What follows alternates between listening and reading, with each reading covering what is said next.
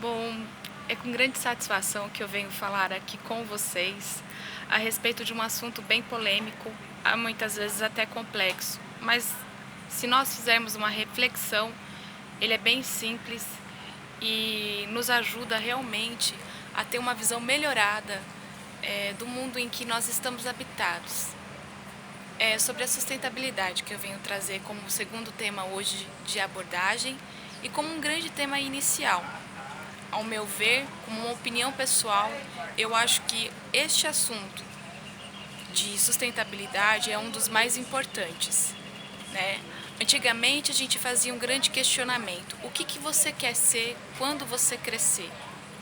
E hoje a gente faz uma grande reflexão: como vamos envelhecer? E qual é o futuro que nós daremos às futuras gerações que vão vir após a nós?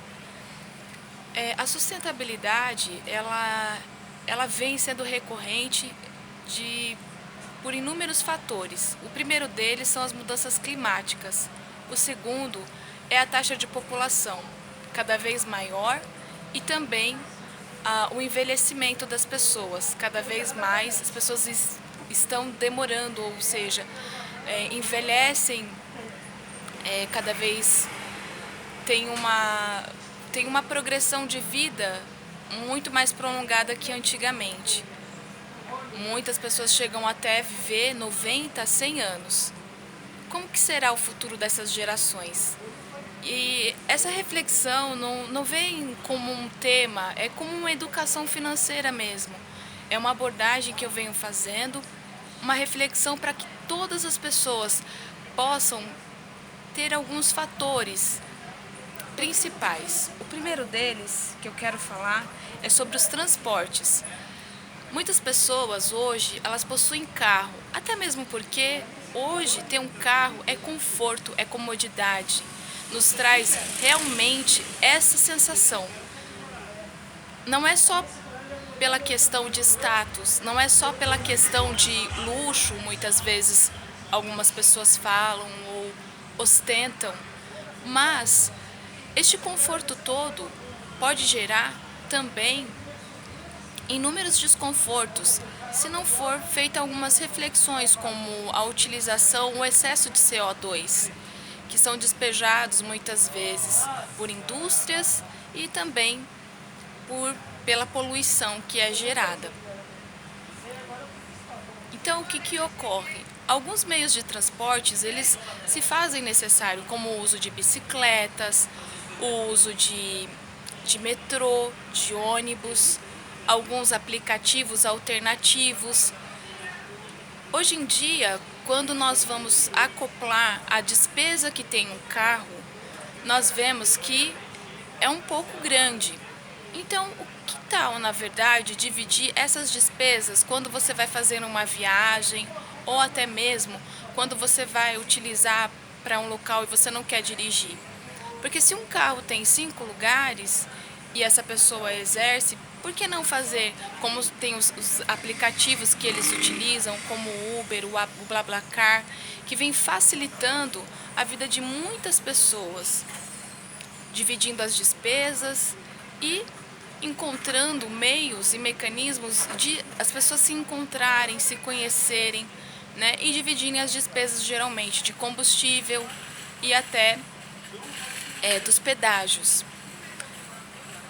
Outra coisa é sobre a higiene pessoal e limpeza. A gente sabe que é necessário higiene, limpeza, mas se nós fizermos um comparativo, por que algumas mulheres elas sempre utilizam mais produtos do que os homens? Chega a ser uma comparação meio que distorcida das coisas. Alguns homens utilizam só um sabonete, enquanto as mulheres elas utilizam outros produtos de higiene e cosméticos que são indispensáveis para a vida delas. Mas o que você está fazendo para a diminuição da poluição, dos dejetos que na verdade muitas vezes tem com o uso desses produtos? Bem, algumas empresas elas já estão se preocupando, criando produtos mais sem adição de conservantes, de parabenos, usando materiais recicláveis, embalagens recicláveis, retirando da natureza e depois plantando novamente, né, recompondo todos esses produtos que são retirados ou extraídos, porque a maior parte, a grande dificuldade de criar produtos naturais são a parte microbiológica.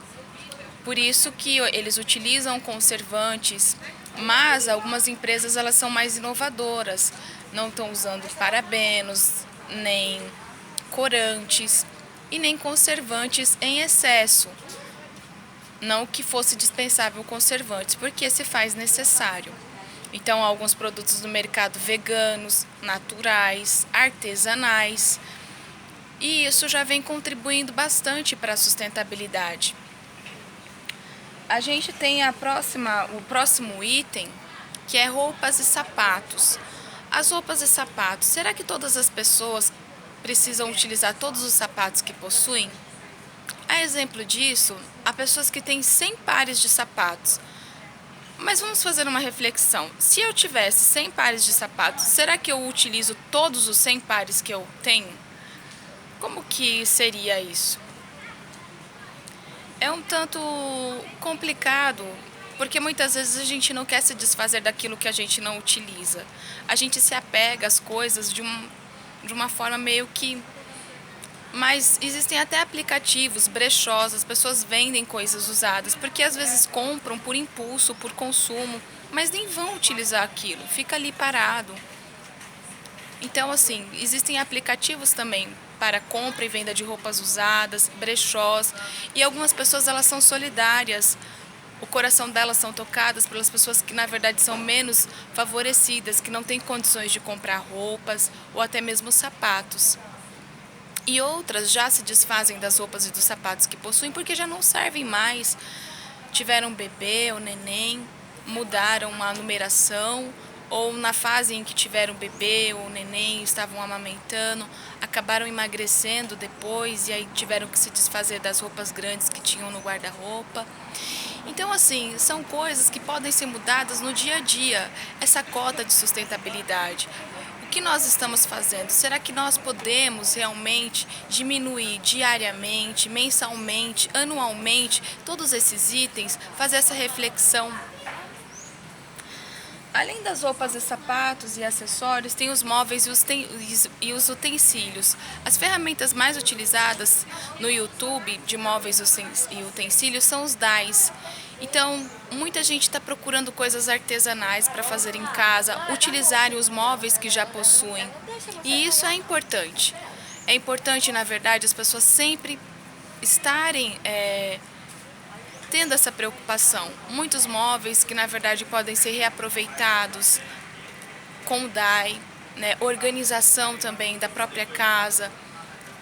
Então, todas essas medidas, todas essas formas são rentáveis na educação financeira, sustentável e as divulgações inúmeras, como no YouTube, na internet, no Pinterest, também em outros aplicativos que eles podem muito bem facilitar a vida das pessoas. Eu tenho como indicação, da parte de sustentabilidade, alguns livros. E os dois melhores que eu peguei foram esses aqui.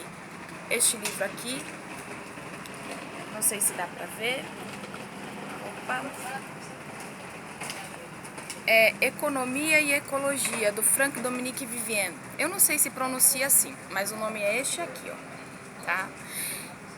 Economia e Ecologia. Quando eu estive na Unicamp como aluna especial em Economia Ambiental, meu professor ele me sugeriu esse livro e foi a melhor indicação que eu tive. Eu li esse livro mais de uma vez, fiz algumas reflexões, vi na parte de economia, tem algumas coisas também voltadas para macro e microeconomia, tem a determinação teórica do ótimo social da poluição, que está mencionando na página 84, tá? Este gráfico aqui, ó. Que eu achei bem interessante. E muitas outras coisas também que ficaram, né, para as pessoas, na verdade, estar olhando, vendo. Eu gosto muito de gráfico porque ele pode mencionar exatamente aquilo que nós estamos tendo de consumo, né? Ele volta para a parte sustentável, mas é mais para a parte de economia ecológica mesmo, não é nem ambiental. Porque existem duas diferenciações em economia ecológica da economia ambiental. Embora algumas pessoas elas acreditam que são iguais, e não são. O meio ambiente, alguns produtos eles não serão renováveis, ou seja, eles vão ser produtos finitos. E essa é uma das maiores preocupações. E o meio ambiente ele abrange isso. Na economia ecológica, alguns produtos eles podem ser repostos para as futuras gerações. Mas a gente sabe que o ideal seria a parte sustentável. Porque como a população vai aumentar e o consumo delas também, talvez alguns recursos que são escassos, eles não poderão ser repostos em tempo hábil. Aqui eu vou falar sobre outro livro que eu achei interessante, que é o de sustentabilidade no setor financeiro. Ok? Esse aqui é do Vittorio Matarozzi e Cássio Trunco. Eu não sei pronunciar, né? Desculpa, mas o nome do livro é Sustentabilidade no setor financeiro, gerando valor e negócios. Ele é voltado mais para a área, vamos dizer assim, de economia, mas ele tem uma abordagem sobre algumas políticas, né? Ele fala sobre o setor financeiro. Então ele é muito bom. Eu amei esse livro, esses dois livros eu super indico. E assim, existem outros livros também, existe um autor que é o Tim Jackson. Ele é excelente, né? Ele é muito bom. Ele também tem um livro, só que o livro dele ainda não chegou aqui no Brasil traduzido, ele é totalmente em inglês, mas ele tem uma abordagem também sobre sustentabilidade. E eu acho que é um livro mais completo que tem, o livro do Tim Jackson, do autor Tim Jackson. É sustentabilidade. Então, é bem interessante. Eu achei bem legal, eu li, reli, leio várias vezes e eu acho que é isso. Eu estou postando esse vídeo, eu espero que na verdade vocês possam realmente ler essas indicações de livro, caso vocês queiram. E eu acho que é um pouco da minha parte de contribuição para falar sobre um assunto tão sério e que às vezes as pessoas não se preocupam, não se dão conta disso. A gente não tem que fazer só uma economia financeira, uma educação financeira, mas também temos que ter a reflexão da educação que nós temos, da educação que nós podemos dar para as futuras gerações através do exemplo, né? Algumas pessoas elas já são mais radicais, elas falam assim, olha, eu não quero mais ter uma alimentação restrita, mas assim, muitas coisas podem ainda ser feitas, né? E eu acho que a mudança ela deve ser individual, não global, né? Na minha casa mesmo, o que eu posso estar fazendo? Uma plantação de temperos, de ervas medicinais, uma horta, né? Para ajudar também o meio ambiente. Não vai diminuir o meu consumo de coisas verdes, de coisas saudáveis, porque talvez não vá, mas vai contribuir para menos, né? Algumas pessoas são veganas, elas não aderem a comer carne, mas isso é uma limitação de cada pessoa. Isso é uma cota de contribuição diária, mensal e anual, e existem algumas peculiaridades, algumas particularidades que as pessoas têm e que devem ser respeitadas. Mas eu acho que a reflexão na vida sustentável hoje, o que nós estamos fazendo? Desses 5 itens que eu mencionei, sobre transportes, sobre higiene pessoal e limpeza, roupas, sapatos e acessórios, móveis e utensílios, e a parte de alimentação, qual é a nossa contribuição? Eu como indivíduo. E assim, uma sugestão, podem fazer uma planilha também, como se fizesse uma planilha em educação financeira, um fluxograma ou um cronograma de como que na verdade vocês podem estar contribuindo para isso. Aí fica a dica, entendeu? Eu desde já agradeço muito e até mais.